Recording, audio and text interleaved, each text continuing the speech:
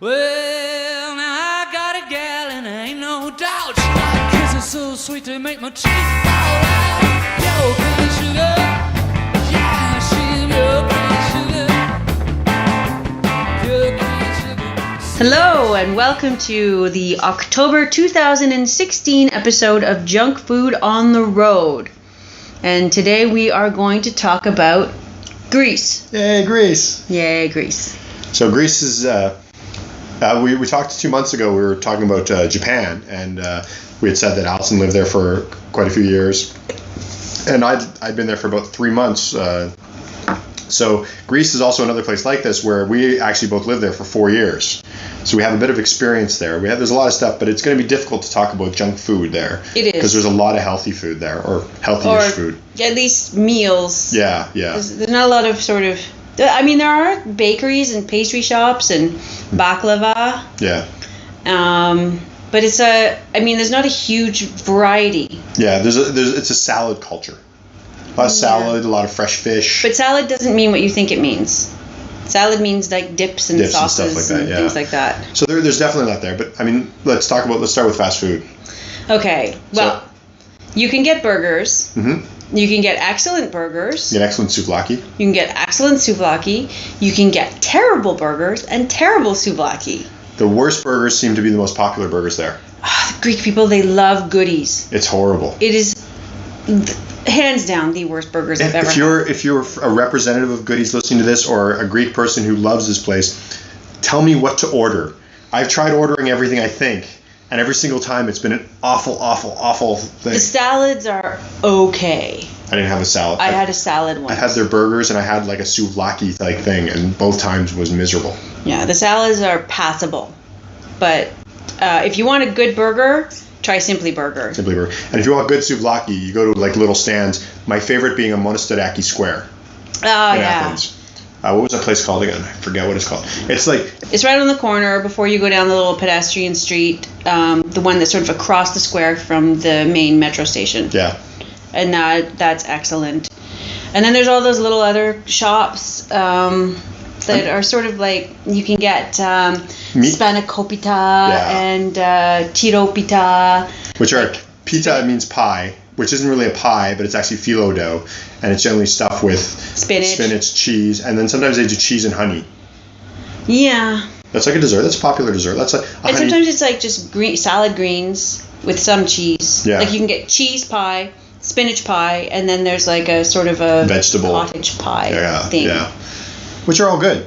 And you can get them at bakeries. You can get them at some pita shops. Will have like a case with them in there.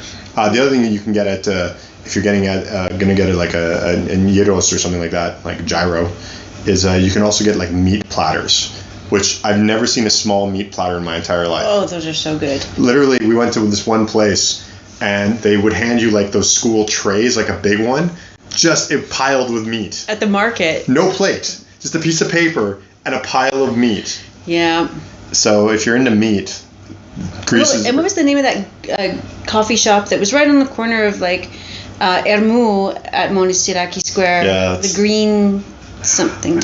We haven't lived there for 2 years now, so it's been a while. It's getting There's lots of good coffee shops though, and they often have like sandwiches and snacks and... Yeah. But let's talk about kurabiades. You like kurabiades? How can I not like kurabiades? Sugar-coated cookies? Sugar-coated almond cookies. They are just the best cookies ever. They're like shortbread. They're like tender shortbread. They're like shortbread. They're sort of drier. I've made them before, and I actually have a recipe for them. You make excellent kurabiades. The interesting thing about kurabiades, it is basically shortbread. So that is basically made up, but there's almonds in it, so that adds a little bit of a different texture, and a light spraying of rose water. Very yummy. They're difficult to find. Except at Christmas time. Some of the bakeries will have them, and the thing is, sometimes they're actually hard to find in bakeries if you don't know where you're looking for. Just look for the big pile of powdered sugar. Because that's basically what it is. It's literally a pile of powdered sugar, and buried underneath it is these cookies. Yeah. So, but they're fantastic. I mean, there's lots of good little cookies and stuff. There's the Easter bread that's covered in chocolate. Well, you can get all sorts of Easter breads. Yeah, but the one around Easter. The one you can covered get them for about 2 months before Easter, though, I think. Some places will have them all year just because some of them it's just touristy. have the brioche, like the Easter bread brioche with eggs in them. Yeah, with red eggs in them. Which red eggs is like an Easter tradition. It's like a lucky Easter thing. But you can also get them covered in chocolate and all kinds of things like that. Yeah, and decorated. chocolate and candies, icing, and then there's trigonas. Yeah. You have to go to Thessaloniki. Well, you can get them in Athens. But Thessaloniki is the home of trigonas. Yes, it is so good. Mm-hmm. And it's basically it's a triangle of phyllo dough with the cream inside. Yeah. It's awesome. Yeah. It's absolutely awesome. And then there's Chris's favorite street food, koulouria. Yeah, which is bread rings. Basically, it's like a bagel. But it's like it's a very skinny bagel with like a it's crunchy 6-inch wide hole in the middle. Yeah, so it's like a car driver wheel. A steering wheel. It's like a steering wheel made of bread. A car driver wheel. I haven't driven in a while either. But it's covered in sesame seeds, and you bite into it. It's not soft like a bagel. It's like a really. It's got soft bits. It's got soft bits sometimes, but it's often you really. Because they're all handmade, so there's never they're not consistent. Yeah, but you bite into it, and it's really I love them. I used to get them regularly at this lady near Monastery Square where you get the. You're a koulouria lady. Yeah, she stopped. Because you never bought them from Fingers. No, Fingers. There was this one guy. And he's on Ermou Street, which is sort of this the main shopping street. Across from that's the main street that sort of comes out from the Parliament. Yeah, the Parliament. And so there's this guy that sells them there, and you can watch him. He's fantastic.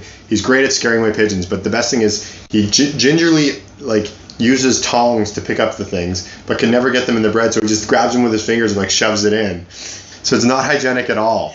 And he doesn't, but he tries to be hygienic, but then fails miserably. And so, he'll when he's serving you, he'll use the tongs, but then as soon as you walk away, he starts rearranging. He's got his hands all over everywhere. So he got the nickname for us, Fingers, because basically he tries to make it look like he's not touching anything, and then he just touches everything. Yeah. So.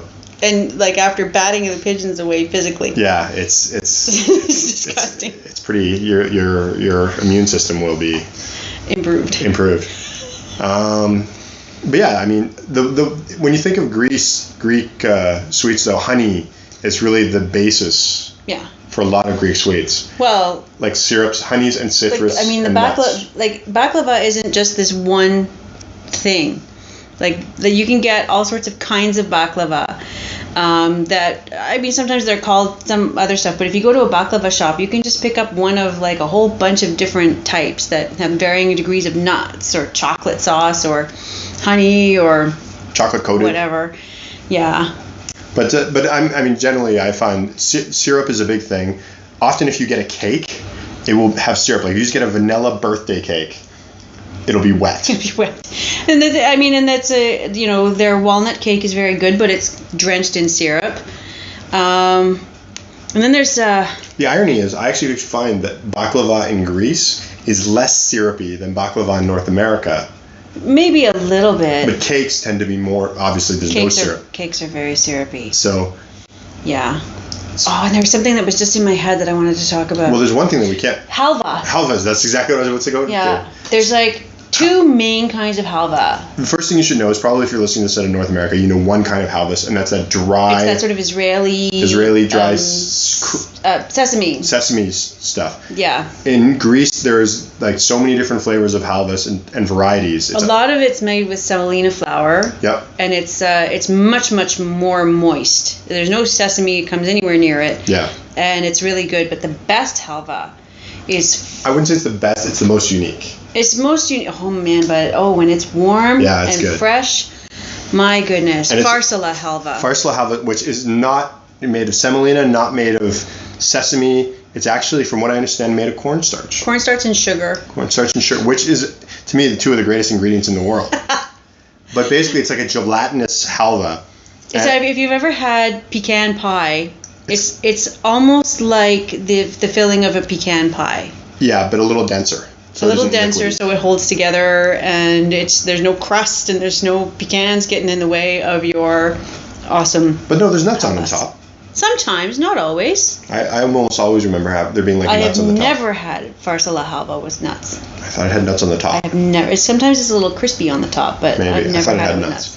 But the one thing about farsala halva, there's only really two ways to get it. You can go to Farsala, which is this town in the sort of mainland area. It's sort of in the central part of Greece. It's the agricultural heartland. The breadbasket. Yes. That, or occasionally you'll find it at festivals. Yeah, occasionally. Occasionally you'll find it at festivals and you can get it there. If you want an adventure, if you're driving to Farsala, when you're going over the hill, just when you go past over the mountains, the top of the last mountain range. Last mountain range before you're going to.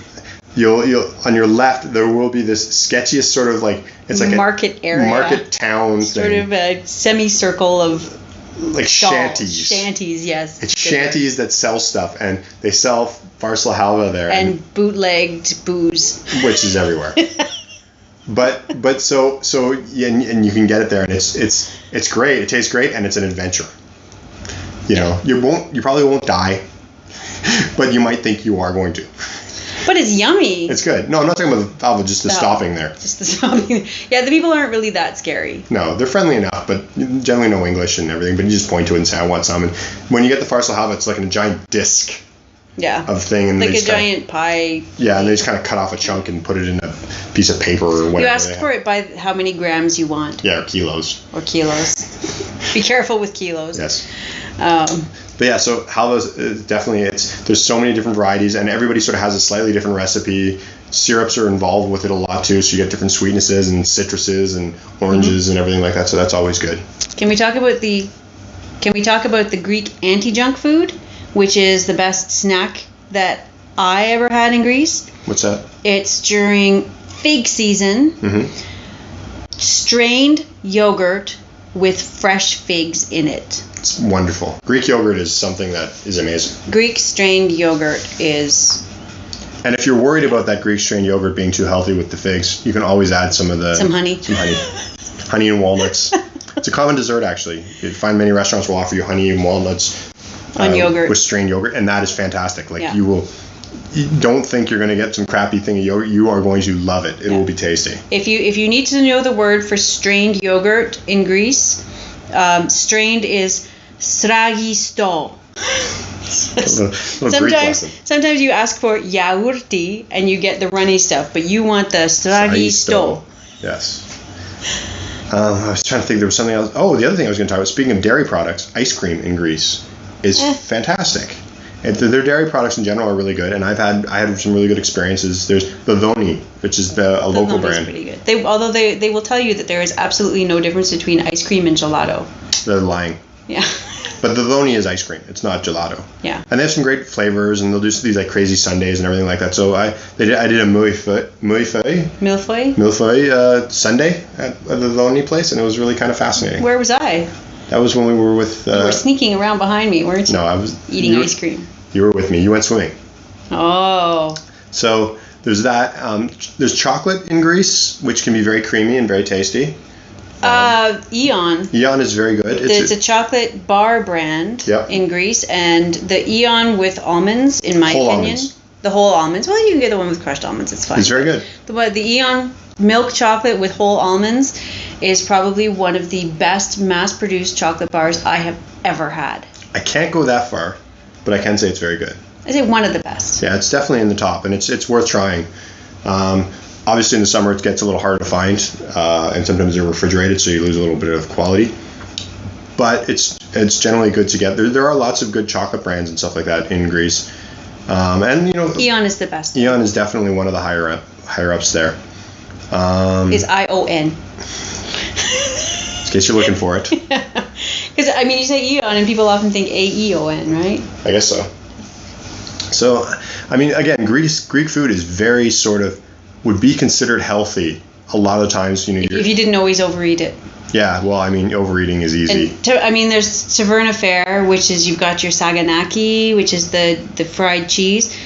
Contrary to popular belief, they do not set it on fire. And they don't smash dishes. Don't break your dishes. The poor people are trying to run a business. Don't break your dishes. And there's things like bekrimetse, which is like a beef or pork stew made with wine and cinnamon. Is very, very good. Bekri means drunkard, and metse means like tapas. Drinking in Greece is very you're not going to find yourself getting loaded all the time, but you're going to find you're drinking all the time. Yeah, like almost all tavernas have like a house wine that they make there, and you'll see like big barrels up against the walls, and yeah. There's actually very good Greek wine out there as well, but this is junk food, not wine. What else? There's like village salad, which is what we know as a Greek salad. It's excellent. Tzatziki. All the tavernas make their own tzatziki, and it is amazing. If you go to a taverna, you can't go wrong. Just get a bunch of different dishes, share it with your friends, and it's so good. Yeah, and all the islands have tavernas. The great thing about, all the islands sort of have, and a lot of them have specialty dishes, but you always sort of find some good stuff. Which you'll find if you're staying someplace maybe for a little bit longer, if you go to the same taverna more than once, they tend to there's a very sort of family atmosphere that brings you in. And it gets to the point where you can just look at them and say, I'd like something with chicken. And they bring something out with chicken. Yeah. So, there's so much variety and so much. And Easter, you always find good lamb, if you're into lamb. I was told once in August, I think it was August, that I shouldn't order the lamb because lambs are born at Easter, and by August they're already too grown up. Yeah. So lamb's definitely a big thing. And go to the meat markets around Easter, and you're going to see either horrific or tasty things, depending on your point of view. On how you feel about lamb carcasses. Yeah. But and heads in buckets. Yeah, it's pretty sketchy. But Greece obviously has some amazing food. Again, I've said this about other countries when we've talked about this. It's fairly friendly to the North American palate. You're never going to find anything too spicy except for a few things. Yeah, there's not much spicy stuff. Most people are sort of familiar with Greek food as it is. Yeah, but please don't expect the souvlaki with the red rice with the potato and the salad. That's like some North Americanism of what souvlaki platters look like. Generally when you order souvlaki, you get meat. Yeah, you get meat. If you want potatoes, you can get potatoes or salad. Yeah. Rice is not as common as you would think. And you want your souvlaki dirty. Yeah, with dirty souvlaki is good, which basically means the fat and everything on it. That's the way you want it.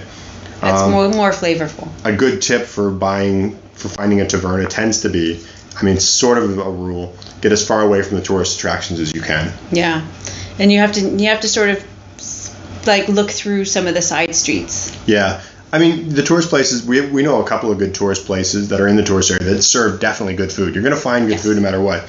If you're up for the experience, though, sort of wandering off a little bit, although realize a lot of people don't speak English, so you might run into that problem. But on the other hand, tzatziki, they're going to understand. Souvlaki, they're going to understand. And just bekri metse. There you go.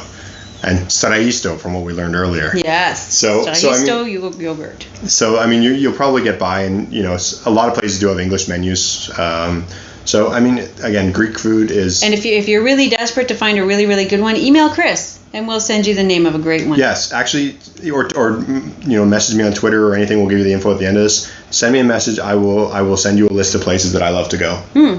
That's no problem at all. Maybe I'll make a Google map.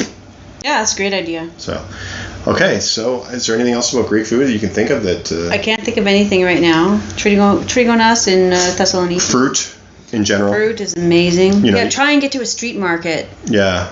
The Friday street markets are generally. No, it's not Friday. It's a different day in each neighborhood. Yeah, in Athens. It was Friday in our neighborhood. And there's a couple in Athens that are on Friday. There's a couple on Saturday. There's one on Tuesdays. Yeah. And then you go on the other side, and there's a So Sunday just ask market. about the laiki. The laiki. Local laiki. Yeah, ask at your hotel and ask them to give you information about that. It's only one day a week generally, but you find this fresh fruit, and you can just buy a bag of figs or peaches or grapes. And you can seriously get a quart of fresh figs during fig season for €2. Yeah, so it's fantastic. Yeah. And then just buy your own yogurt and just go for it. Yeah. So, at any island, they have them too. So this isn't just the mainland. The islands have all this stuff as well. So, no matter what, if you have the opportunity, it's really well worth it.